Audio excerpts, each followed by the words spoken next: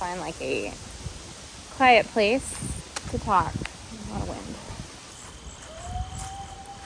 All right, I have some dinner in the oven. I didn't plan ahead, so it is what it is. So it's like pasta, and I got some of the cherry tomatoes and some basil and stuff. So hopefully it turns out yummy. I'll like it. Maybe no one else will. I will like it. But I just wanted to chat.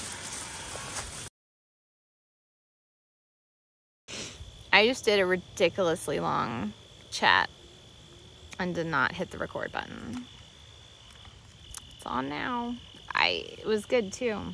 Now it's just gonna be all bungled. I cannot believe that just happened. This is adding to my upsettedness. So I am upset. I'm gonna redo this. I don't care. It's important. I am upset. I'm upset today.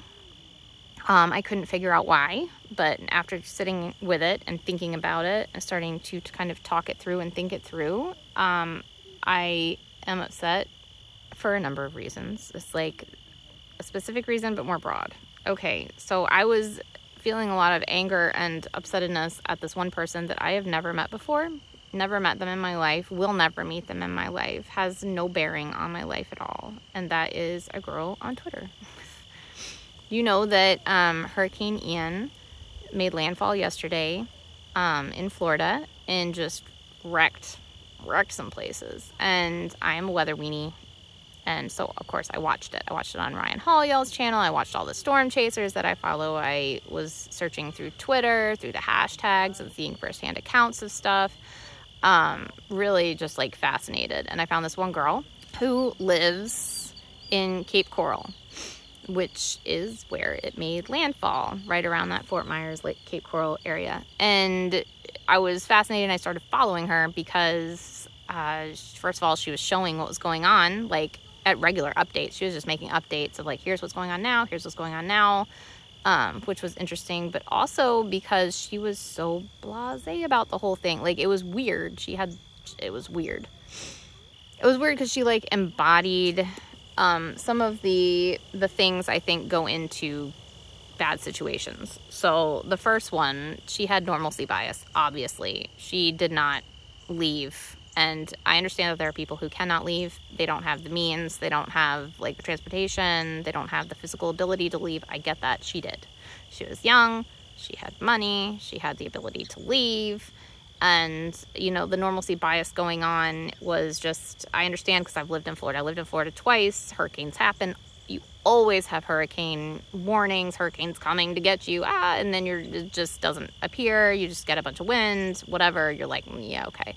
And you don't evacuate. But in this instance, and I will say, props to all the people in Tampa, because that was where it was supposed to go. And I remember, and I saw the lines of cars. A lot of people evacuated this time. They were like, nope, getting out of here. And I was like, good job, good on you. And of course, it didn't go to Tampa. Then it went south.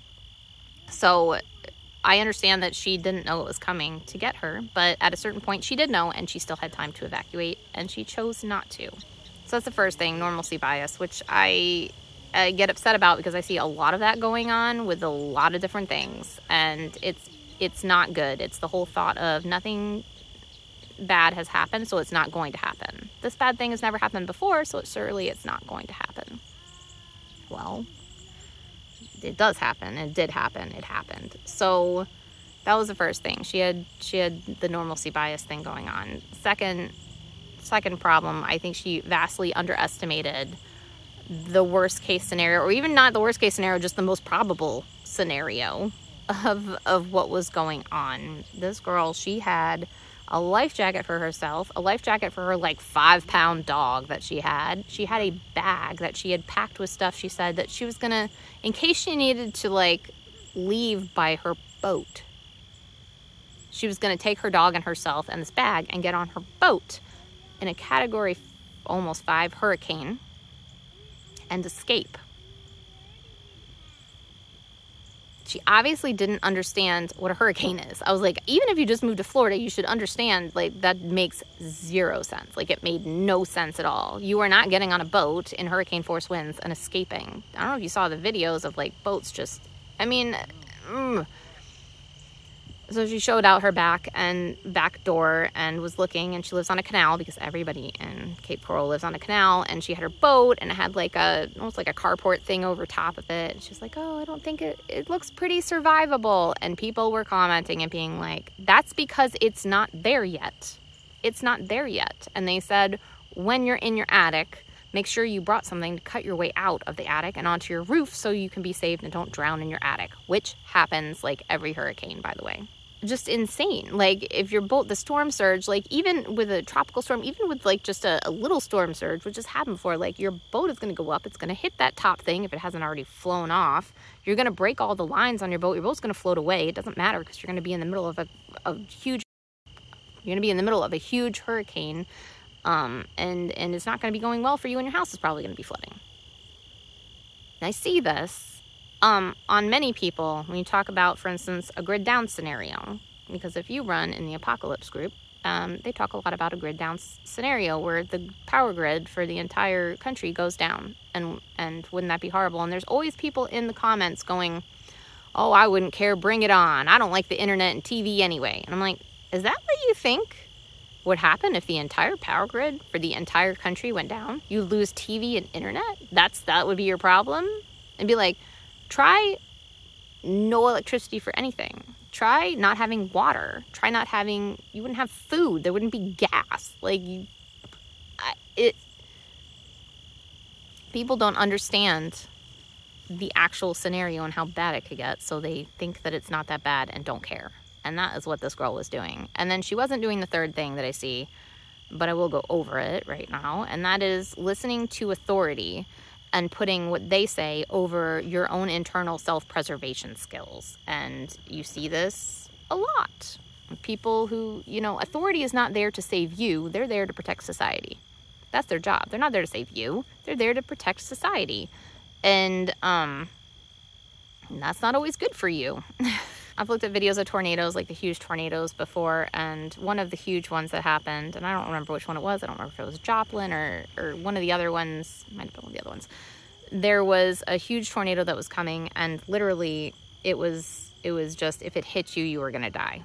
And that was the end of it. And the guy on the news, the newscaster weather guy, actually said that. He said, if you don't have a basement and you're anywhere near this, he's like, you need to get in your car and just leave. He was like, just get in your car and leave. You have a better chance of surviving. He was like, if you stay, you will die. And I'm pretty sure he got in trouble for that, because that was not something he was allowed to say, because that might cause panic. You don't want to cause panic. And as a person, not a society, but a person, I would appreciate to be told the truth and have a chance of survival, even if it causes panic. But that's not. They will not cause panic.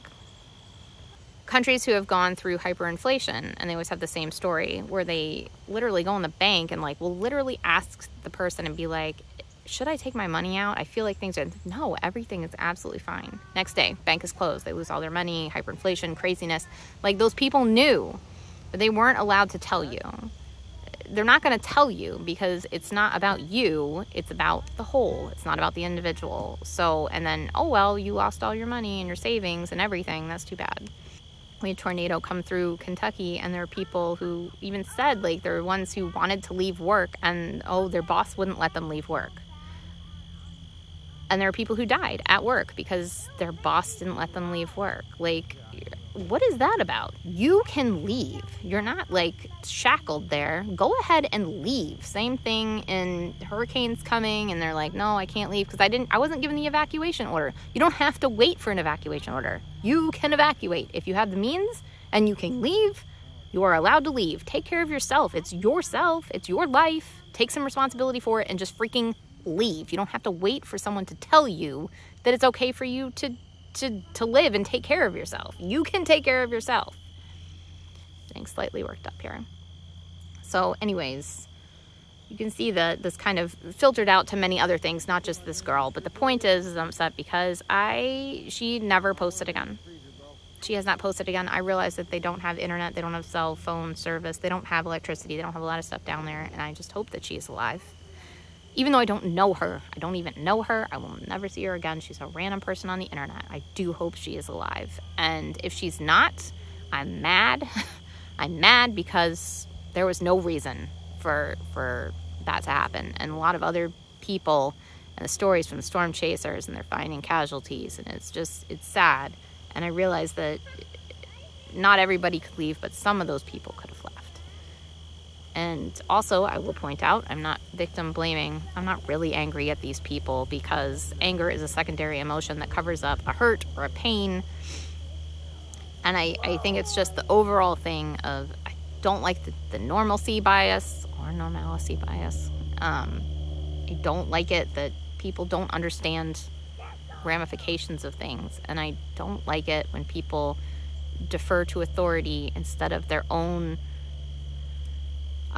intuition and knowing what they need to do. So that's it. I needed to get that out. I'm glad I got it out. I think now I can now that I've kind of processed it, maybe I can move on. Everyone that I know and love in Florida is okay. I hope that all your family and friends are okay as well. And yeah, if a natural disaster is coming, if anything, if you feel like you need to prepare, if you feel like you need to leave. There are tons of examples of times when you're like, maybe I should leave, and then it's too late. It's too late. It's better to be early than to be even 1 second too late. So that's all. I need to make sure my dinner's not burning.